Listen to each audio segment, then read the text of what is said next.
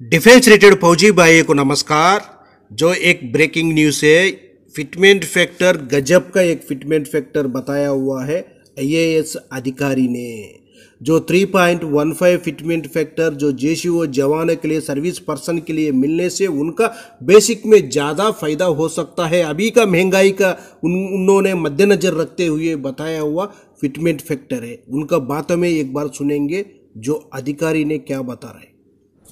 Factor जो 2.8 के ऊपर, हालांकि मैं ज्यादा डिमांडिंग हो रहा हूं, क्या 3, 3.25 तक भी मिल सकता है या नहीं? क्योंकि लोग बड़े कमेंट कर रहे हैं सर। बिल्कुल मिल सकता है।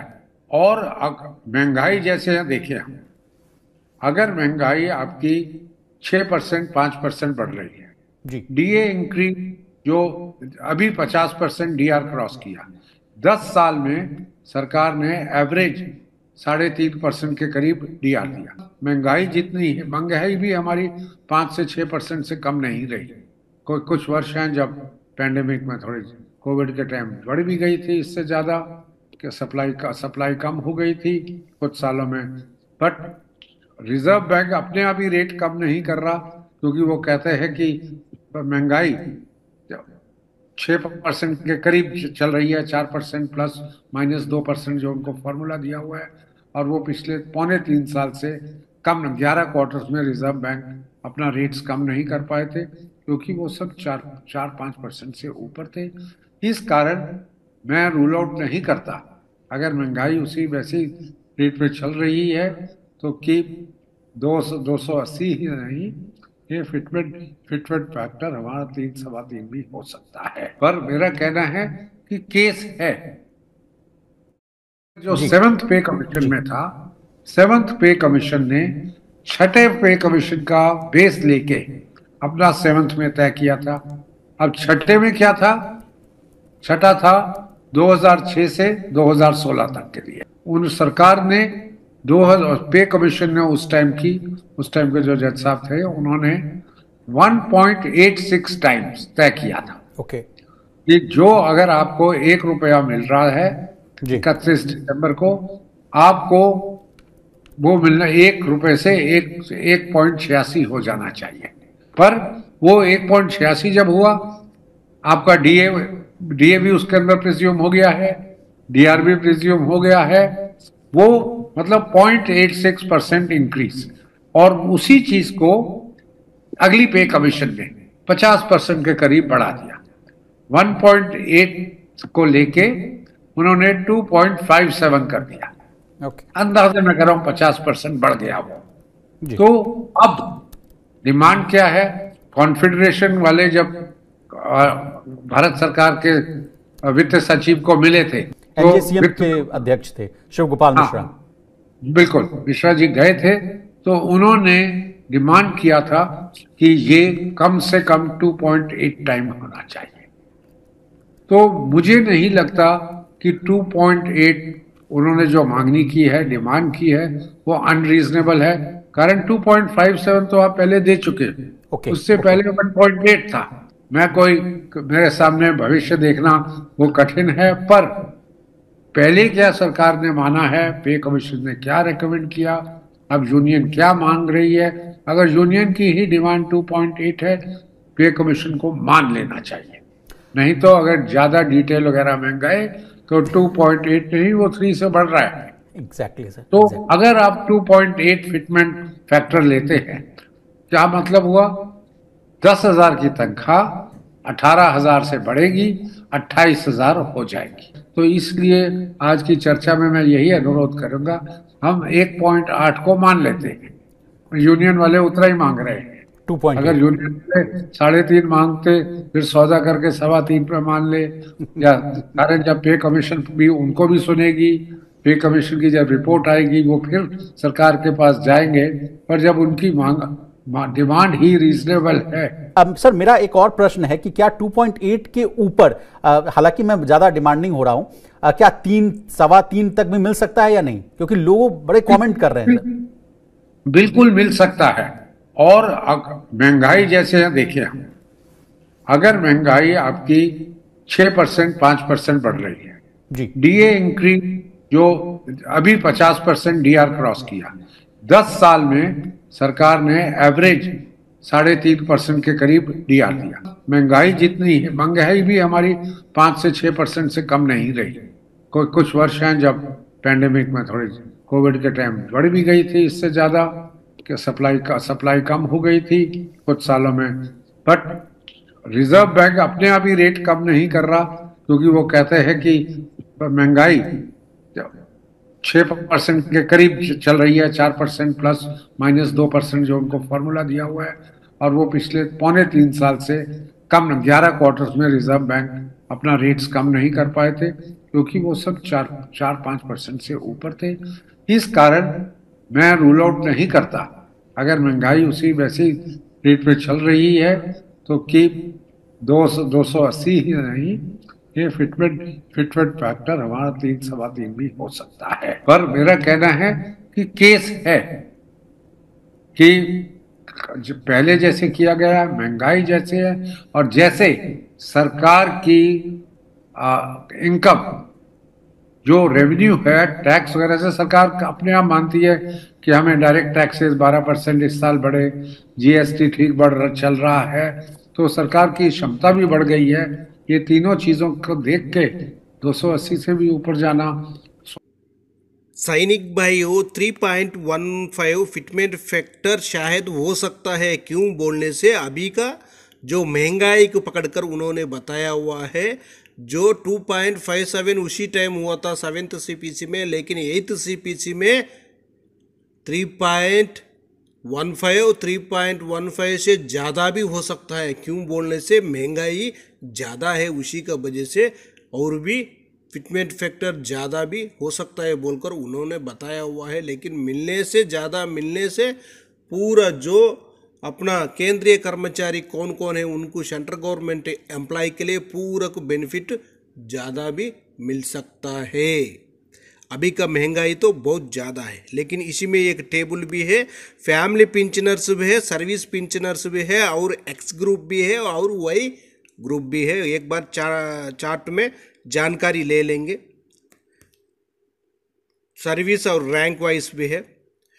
सिपाही साहिबान देख लेना, 17 साल सर्विस कर दिया, उनका बेसिक 20,463 था। OROP 3 में कितना बनेगा, 64,458 बनेगा। लेकिन फैमिली पेंशनर सेम सर्विस होने से उनका 8th CPC में बेसिक बनेगा 38,676 तक बन सकता है। लेकिन इधर सिपाही का देखो, सेम रैंक है, लेकिन MSCP 1 मिलने से कितना बेसिक है, MSCP 2 मिलने से कितना बेसिक है। 3 किस्म का बेसिक आ गया एक ही सिपाही के लिए। इसीलिए बता रहा हूँ, MSCP आपको मिलना होने से जल्दी CP ग्राम में कंप्लेंट डालकर आपका बेसिक सही बना लेना बहुत जरूरी है। 8th CPC है पहले। उसके बाद नायक साहिबान देखो, जो 22 साल सर्विस कर दिया नायक साहिबान, उनका बेसिक आकर 23,569 है। उनको 8th CPC में बेसिक बन सकता है 74,242 रुपीज़। सेम फैमिली पेंशनर्स के 44,547 तक उनका बेसिक बन सकता है। उसका बाद देखो, नायक साहिबान 22 साल सर्विस कर दिए, MSCP हवलदार, MSCP मिलने से उनका बेसिक अलग है, 24,763 रुपीज़ है OROP 3 का मुताबिक। लेकिन उनको 8th CPC में बेसिक बनेगा 78,003 रुपीज़ तक। सेम सर्विस फैमिली पेंशनर्स के लिए 46,803 रुपीज़ तक उनका बन सकता है। उसके बाद नीचे हवलदार साहिबान का भी है, देख लेना, उनका भी 15 और 24 साल मिला हुआ है। MSCP नायक सूबेदार है, उनका भी जानकारी आराम से इसी टेबल माध्यम से आप लोग ले सकता है। अभी हम देखेंगे नेक्स्ट है, और एक चार्ट है उसी में देखेंगे ऑर्डिनरी नायक सूबेदार।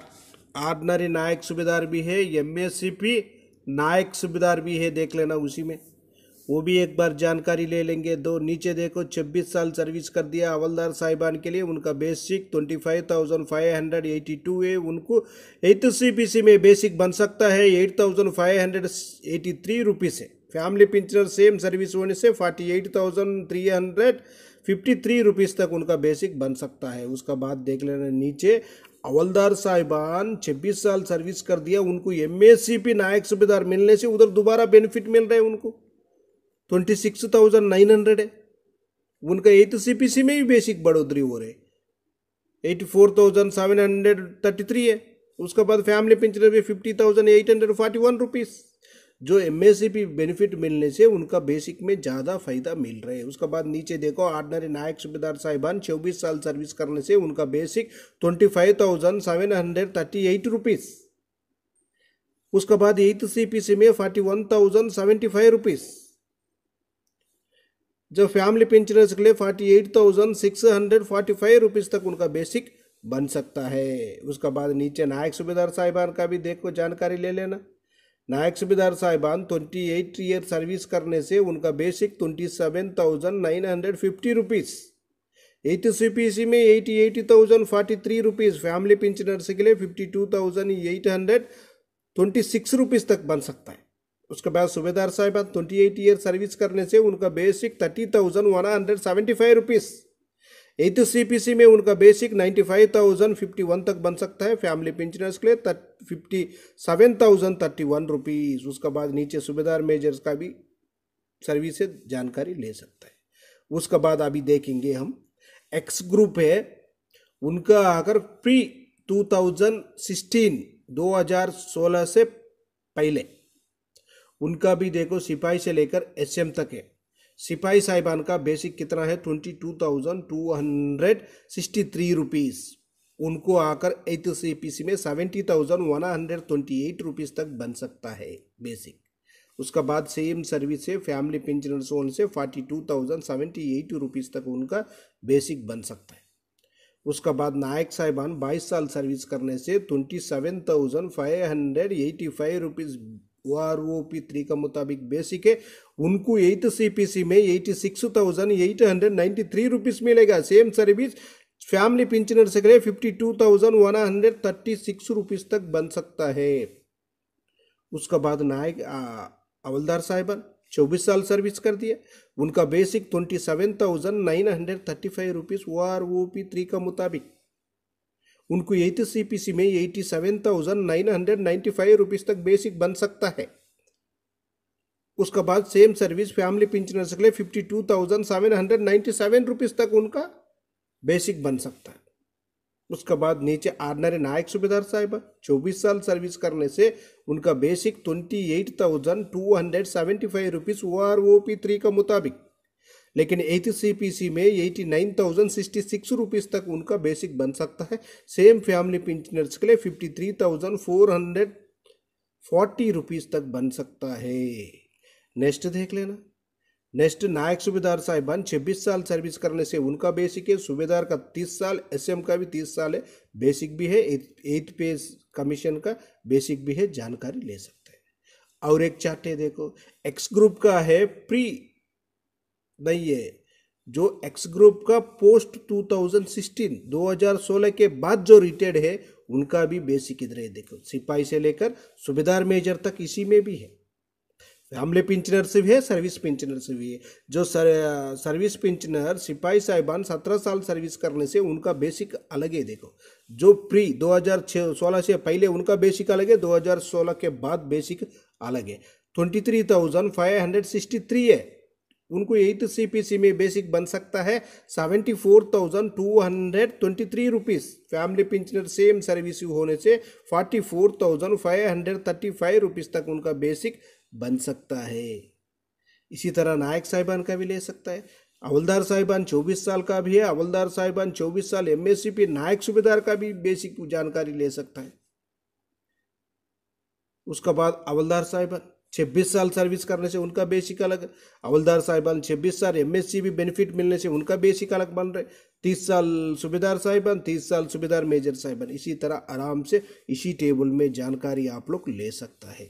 ये आकर 3.15 फिटमेंट फैक्टर अपना लिए मिलने से जो बेसिक में जो जैसी वो जवानों के लिए ज़्यादा बेनिफिट मिल सकता है। जो सर्विस पर्सन है उनको भी मिल सकता है, जो फैमिली पेंशन है उनको बन सकता है, जो सर्विस पेंशनर्स है उनको भी ज़्यादा फायदा बन सकता है। ओके फ्रेंड्स, ये वीडियो आपको पसंद आने से सब्सक्राइब करो, लाइक करो, शेयर करो। नेक्स्ट वीडियो में मिलेंगे। जय हिंद, जय भारत। सैनिक भाइयों, सब्सक्राइब करना, लाइक करना भूलना नहीं है। आपका लाइक, आपका सब्सक्राइब हमारे लिए बहुत मोटिवेशन बन जाता है, नेक्स्ट वीडियो बनाने के लिए ताकत बन जाता है। ये मैं आकर जो मेरा मर्जी से मैं नहीं बनाया, एक अधिकारी ने बताया हुआ है। शायद इतना भी हो सकता है, इसी से ज़्यादा भी होने से कोई भी आप लोग सोचना का बात ही नहीं है। क्यों बोलने से महंगाई उतना ज़्यादा है अभी, उसी का वजह से और भी अपना फिटमेंट फैक्टर ज़्यादा भी हो सकता है बोलकर उन बताया है वो है। उसी का वजह से उसी का मद्देनजर रखते हुए ये टेबल